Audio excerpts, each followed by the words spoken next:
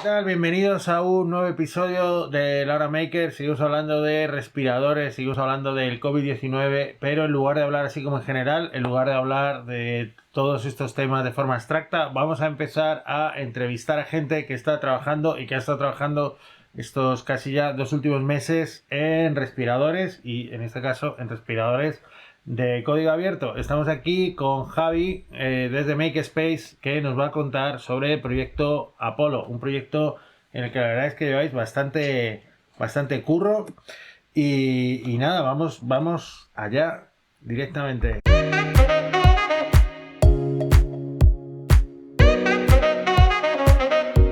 Hola César, ¿qué tal estás? Pues nada, aquí con mucha curiosidad por saber más sobre el proyecto Apolo del ventilador. La primera duda que me surge es ¿de dónde viene el nombre cuando hablamos del proyecto Apolo? Cuéntanos. Pues el nombre viene, el nombre viene inspirado por las misiones Apolo de exploración, ¿sabes? El Apolo 12, Apolo, bueno, el 13 que salió así un poco, y bueno, alguno más salió un poco raro, pero bueno, al final el proyecto de exploración de Apolo fue una misión de abordar lo desconocido y enfrentarte a todo lo que viniera por el camino para conseguirlo. Y la verdad es que nosotros sentimos que estamos haciendo un proceso similar con los respiradores. Claro, porque una cosa que ahora mismo, claro, ya llevamos muchos días y seguramente la gente no lo sepa, pero claro, ¿qué sabían los makers cuando se empezaba a pensar en imprimir en 3D respiradores, en todo esto? Seguro que ha habido muchísimos cambios, ¿no? En este tiempo, pero te quería preguntar sobre todo, esto es un proyecto que como decíamos antes, se está haciendo en Makerspace Madrid. ¿Cuánta gente hay ahora mismo trabajando en el proyecto Apolo? ¿Cómo os organizáis para hacernos una idea, ¿no? ¿Qué perfiles están ahora mismo colaborando? Pues el equipo lo forman, bueno, lo que es así el corazón del equipo son como 8 personas, la mayoría de Makespace Madrid, con un par de incorporaciones de gente que a mitad de camino saltó al proyecto con ganas de ayudar. Y bueno, pues nos estamos organizando en remoto desde el principio.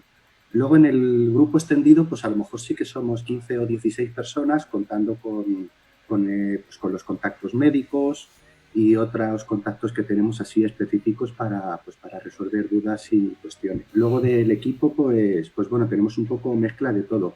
Hay gente con perfil de ingeniero, hay gente con perfil de programador, hay, pues digamos, bueno, en general somos todos makers polivalentes que conocemos varios campos y cada uno tenemos pues nuestra fortaleza en algún sitio. Y a la hora de organizaros, claro, es un reto de narices y ya a veces es complicado ponerse a trabajar en un proyecto en remoto, a distancia, cada uno ¿no? en sus casas. Yo creo que es un reto, un triple reto, un triple salto mortal, pero claro, al haber trabajado así, habéis estado trabajando en un repositorio compartido y compartiendo el código, que creo es una de las cosas que muchas veces en estos meses hemos visto, ¿no? Proyectos que decían, tenemos un proyecto abierto y decían, bueno, pero el código ¿dónde está, no? Y creo que es interesante si nos puedes contar un poco el papel de este repositorio y nos puedes dar una visita por el repo para ver pues qué hay, ¿no? Porque muchas veces ves ahí un repositorio en GitHub y dices, ¿y por dónde empiezo, no? Entonces creo que puede ser interesante para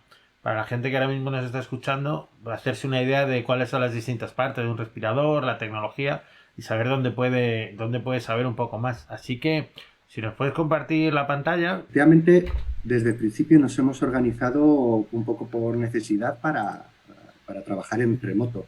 Así que pues hemos estado tirando de videoconferencia para hacer nuestras reuniones y luego pues de un repositorio de GitHub que hemos dejado abierto desde el primer día, un poco también en el ánimo de que todo el mundo pudiera ver en qué estábamos trabajando y sumarse al proyecto si lo consideraba interesante. Entonces pues tenemos nuestro repositorio albergado dentro del repo de Makespace Madrid, dentro de su propio repositorio Apollo Ventilator y bueno pues nos falta todavía organizar un poquito para dejarlo así como mejor documentado y accesible, pero bueno, aquí al final tenemos pues una mezcla de todo nuestro trabajo con los esquemas, con el código y con una parte de wiki en la que hemos ido documentando y digamos curando toda la información que íbamos rastrillando por internet. Así como para darte la bienvenida, pues hemos puesto un esquema básico del concepto en el que estamos trabajando, que se basa en suministro de aire y un sistema de válvulas y sensores para dosificar ese suministro de aire en ciclos de respiración. Entonces, bueno, pues mira, si veis aquí el esquema, tenemos la parte de alimentación, que puede ser con un mezclador de aire y usando las conexiones que hay ya en las paredes del hospital de aire medicinal y oxígeno, o también se podría llegar a funcionar con una botella portátil de oxígeno y un mezclador también con aire ambiente. Lo que es la fontanería del prototipo, que yo le llamo a esta parte de las conexiones, pues en realidad es relativamente sencilla. Hay un ramal de entrada y un ramal de salida. Y en los dos lados pues hay una válvula para controlar cuánto aire entra o cuánto aire sale y unos sensores de presión y de flujo para poder pues, medir cuánto aire y a qué presión está entrando ese aire. Si bajamos un poco más, tenemos fotos de los dos prototipos que tenemos construidos hasta el momento. Uno de ellos le tenemos en Makespace Madrid, que es este de la foto. Ahí podemos ver al fondo a Wilson, nuestro nuevo miembro en tiempos de pandemia. Y un poquito más abajo, luego nos metemos en los detalles. Y abajo tenemos el segundo prototipo que está en el taller de Miguel. Y lo interesante de este prototipo es que está basado en reguladores de buceo. Uno, así un poco como anécdota, uno de los grandes problemas que nos hemos encontrado en el desarrollo es el tema del suministro, de que resulta pues que no solamente todo el mundo quiere comprar mascarillas a la vez y protecciones individuales a la vez, sino que todos los materiales que eran candidatos de acabar en un respirador, pues también ha habido una increíble demanda de ellos. Entonces, gran parte de nuestro trabajo en realidad ha sido en buscar alternativas a las electroválvulas de grado médico con soluciones que, digamos, estén ya aprobadas para el uso humano o que sean fáciles de conseguir que se aprueben. Entonces, este prototipo de Miguel es increíblemente original porque está utilizando respiradores de buceo que son un componente que ya está certificado para presión y para el uso humano, y entonces lo que estamos es operándolo con unos motores NEMA. Por seguir contando un poco del repositorio, que no sé si hay alguien que entre aquí o no, tenemos una parte de wiki. Y bueno, pues no me voy a extender demasiado aquí. Aquí podemos darle a las páginas y aquí tenemos un poco pues, el resumen de todas las cosas que hemos ido aprendiendo y documentando. Los requisitos que hemos visto que son necesarios para un respirador, incluso hemos encontrado varias fuentes para esos requisitos y las hemos ido documentando aquí. También hemos ido documentando los materiales que pensábamos que eran válidos para construir el respirador. En cuanto a la parte del código, pues está todo publicado. Tenemos una parte de firmware que es código basado en Arduino. Tenemos una parte para los diseños 2D y 3D de las diferentes cosas que tenemos. Tenemos otro apartado para las placas y los circuitos de electrónica, para dejar ahí los esquemáticos y que te puedas fabricar la placa de electrónica. Y luego tenemos otra parte para la interfaz. Y bueno, para la interfaz tenemos varias desarrollándose en paralelo, una basada en Qt, otra basada en GTK, y tenemos también otro sistema con MQTT con el que publicamos a una base de datos y después podemos ver estas gráficas con Grafana. Y una pregunta, Javi, a la hora de tomar los datos y mandarlos, no sé si estáis usando algún Arduino con Wi-Fi o cómo mandáis esos datos, o va a través del ordenador, o sea, ¿cómo estáis trabajando los datos? Bueno, lo interesante de nuestro proyecto es que es polimórfico y tiene diferentes formas de armarse y de hacerlo funcionar. En el caso básico de uso, tenemos un Arduino Mega con una RAMPS y es el ordenador conectado a ese Arduino el que hace la publicación de datos a la base de datos. Pero también tenemos preparado en el código la opción de que esto pueda correr en un ESP32 que tiene Wi-Fi y que entonces fuera el propio microcontrolador el que haga las publicaciones. Aunque en realidad nos estamos centrando en intentar que lo que es el core del sistema, el microcontrolador haga lo menos posible y que se encargue en esencia de muestrear datos y de operar las válvulas a la máxima velocidad posible. Ahí he visto algunos de los otros respiradores que estaban usando dos Arduinos, utilizaban un Mega precisamente para toda la parte de la sensórica y utilizaban comunicación serie para utilizar un segundo Arduino para operar un display, ¿no? Para tener separada la lógica de control de visualización, que yo entiendo que aquí lo estáis haciendo con el ordenador, o sea, es decir, el ordenador Sí, es el que se encarga de pintar. Tenemos también un Arduino secundario al que habla por protocolo serie con el Arduino principal, y ese Arduino secundario pues monta una pequeña pantalla LCD y unos encoder y unos botones para que puedas pues hacer las operaciones básicas del respirador desde ahí. Luego ya con el interface del ordenador es con el que ya puedes configurar todo a tu gusto y tener acceso a todos los parámetros y además pues a las gráficas de la presión y del caudal del dispositivo.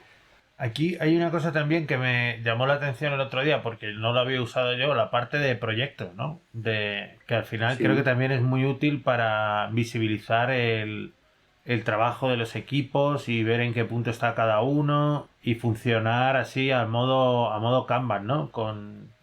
Sí, no, a ver, le tenemos que poner un poquito más de trabajo, pero sí, estamos usando el Kanban un poco para organizar y sobre todo para visibilizar las tareas que hay pendientes y cuáles hay alguien que ya está, pues digamos, haciendo investigación y trabajando en ellas y cuáles necesitan ayuda o cuáles necesitan que alguien les dé un poco de atención.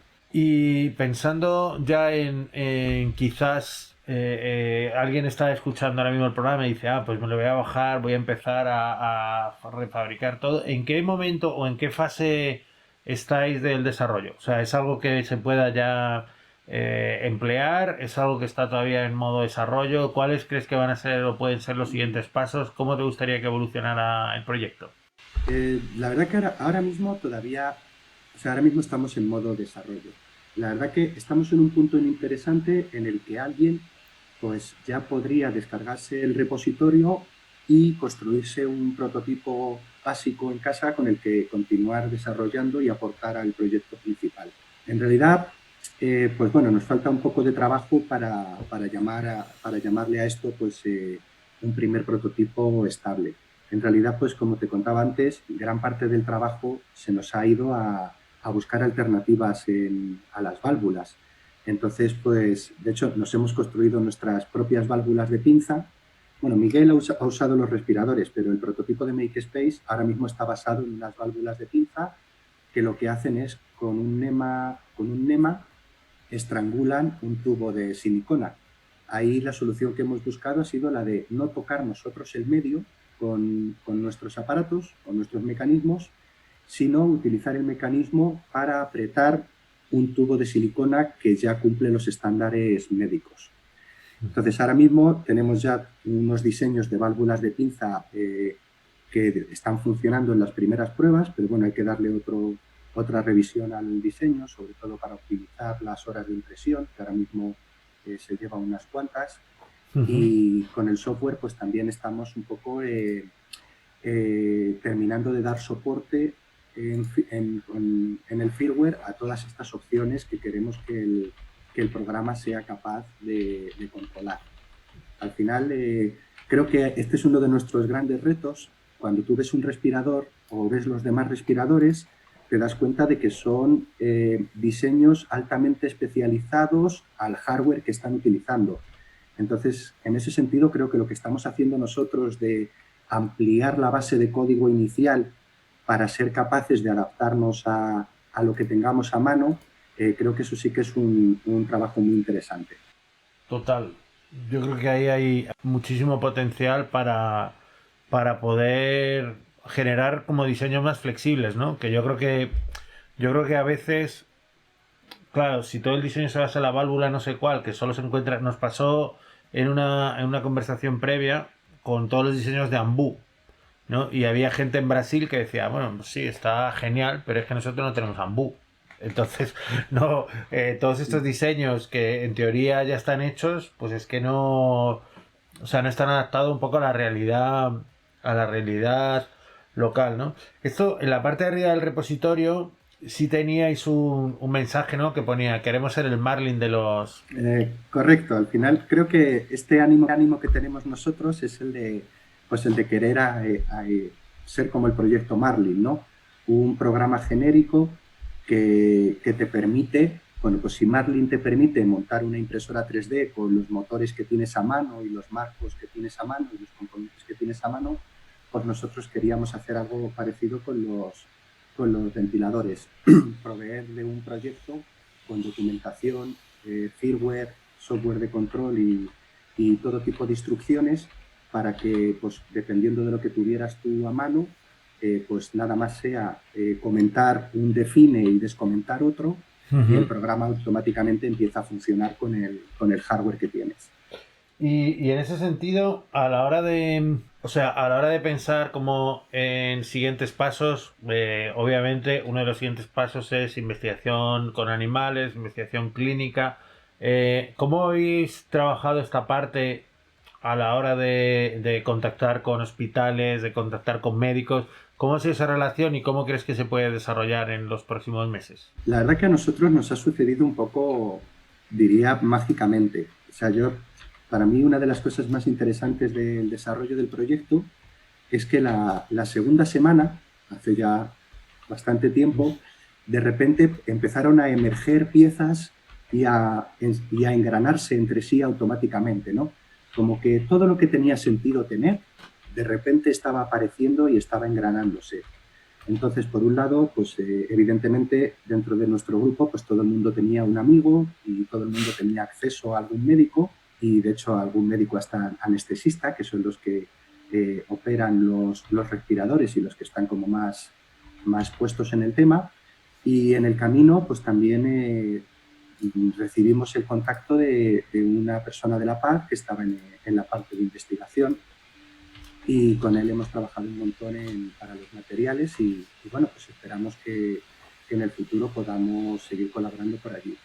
De momento, con los contactos que tenemos se nos abren como dos vías muy interesantes que no son exactamente la de fabricar un respirador para esta crisis actual, que para eso, pues bueno, por suerte, en realidad, digamos que esa situación está ya más o menos controlada.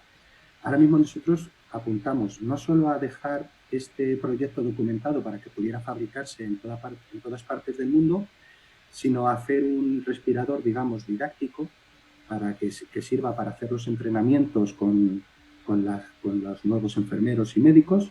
Y también estamos en contacto con veterinaria y por ahí también podríamos acabar haciendo un respirador veterinario que parece ser que es un equipo demasiado caro como para que se lo puedan costear la gente que está en veterinaria. Y pensando también en la parte de costear próximos pasos, porque yo creo que nos ha quedado bastante clara la cuestión del respirador. Yo creo que es un proyecto muy interesante, ¿no? Con perspectiva de miras, pero también me planteo, ¿no?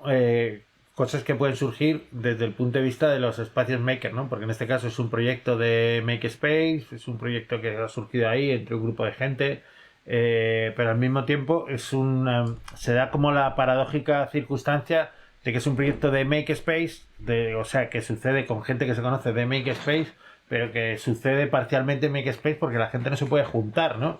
Estamos como en un momento...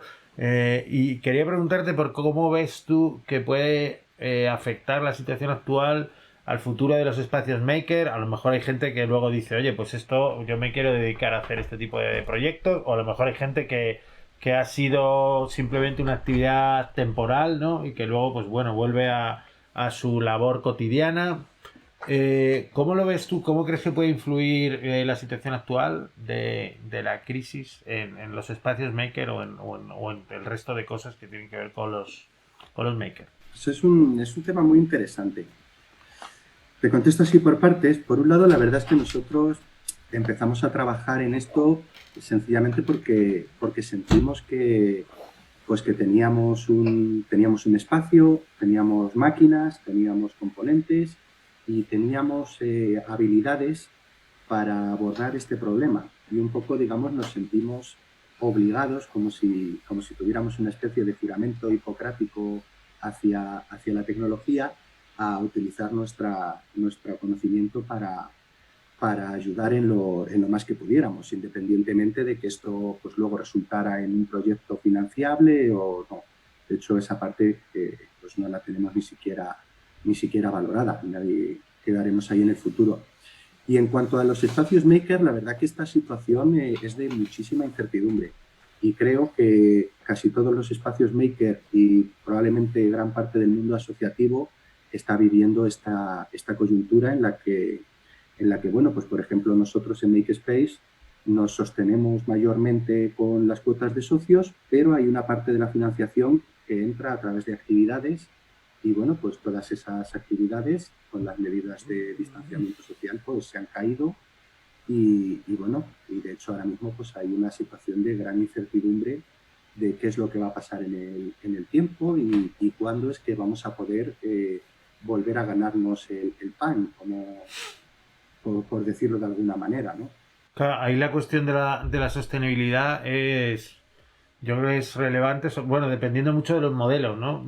Claro, si dependes, por ejemplo, el caso de Makespace, es entidad sin ánimo de lucro que tiene una serie de membresías para ayudar con los alquileres y demás, pues bueno, creo que la gente puede seguir más o menos comprometida en el tiempo, pero claro, también pensará, bueno, pues si no podemos ir al espacio, o si el aforo tiene que ser un tercio del habitual, o si no podemos coincidir más de 15 personas por X motivos, ¿no? Estoy pensando que puede haber otros espacios que estén más basados en un modelo de uso simplemente de máquinas que a lo mejor pues tienen también problemáticas similares, ¿no?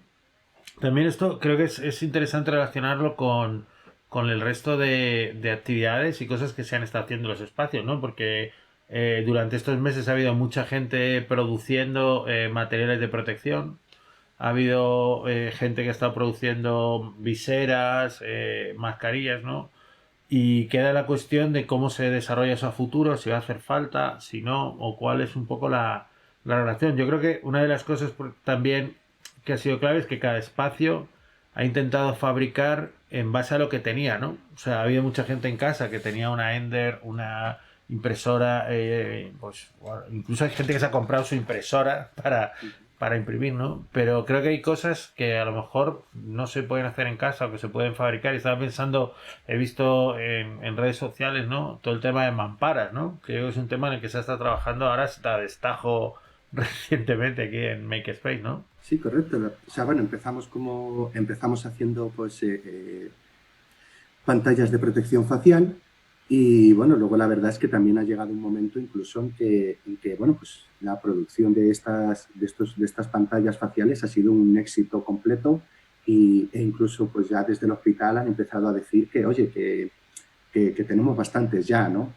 Y entonces aquí es donde vimos que había otra necesidad y es que había muchos centros de salud en los que no tenían, digamos, ninguna barrera de protección para, pues no solo para atender al público, sino para otro tipo de operaciones que, pues como por ejemplo extracciones de sangre o otros procedimientos en los que hay, digamos, riesgos de salpicadura o de que se esparzan viruses y líquidos.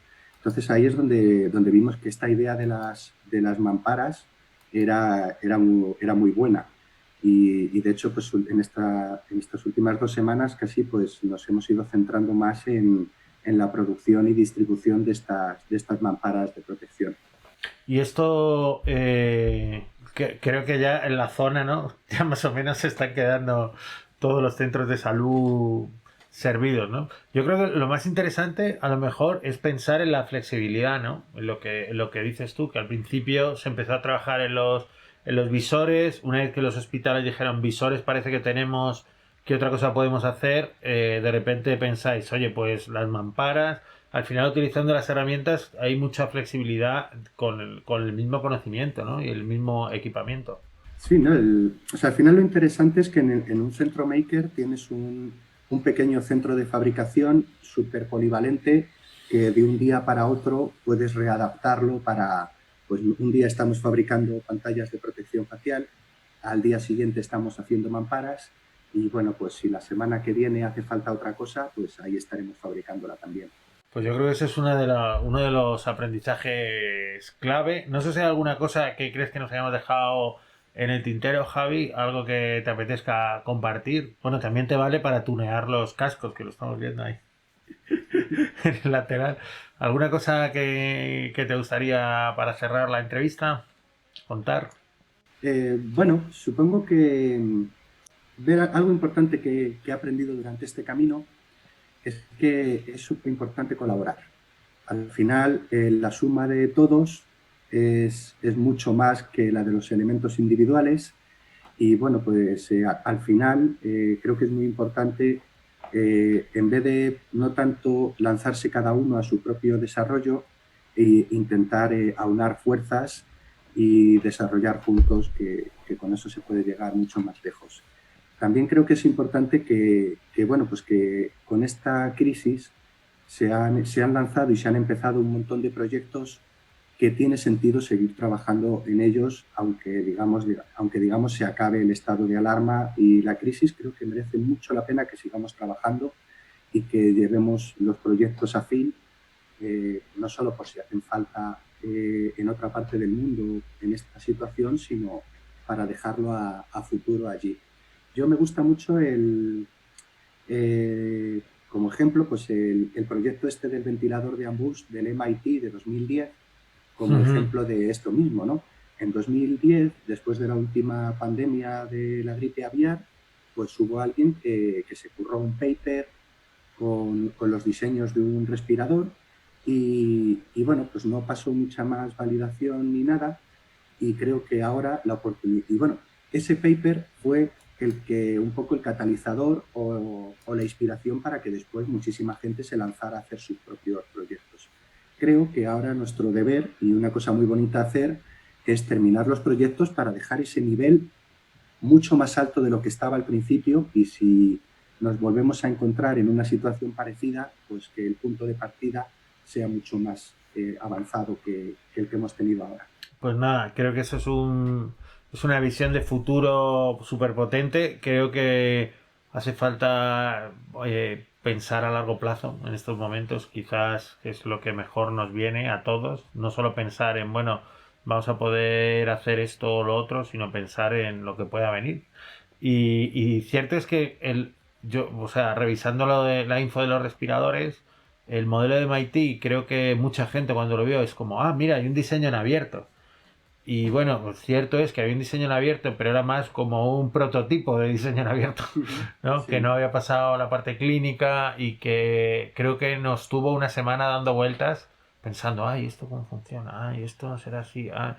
Y creo que precisamente cuanto más información haya, cuanto más repositorio abierto, cuanto más información localizable, creo que nos vamos a preparar mejor para el futuro. Así que nada más, agradecerte el tiempo, Javi, agradecer el trabajo que estáis haciendo. Yo aquí desde la distancia, porque alguno dice, ah, pero estarás en Makerspace, ¿no? No estamos todos. A mí me pilla algunas cuantas paradas de metro, pero bueno, espero que podamos volver en breve y encontrarnos sin pandemia por medio, que creo que es la clave. Así que nada más, Javi, nos vemos en breve. Aunque no sea en persona, por lo menos por aquí, ¿no? Sí, por lo menos en remoto. Muchas gracias, César. Cuídate mucho y bueno, esperemos poder volver a ser makers y a seguir desarrollando nuestros proyectos habituales pronto. Muy bien. Venga, Javi, nos vemos. Chao. Hasta luego.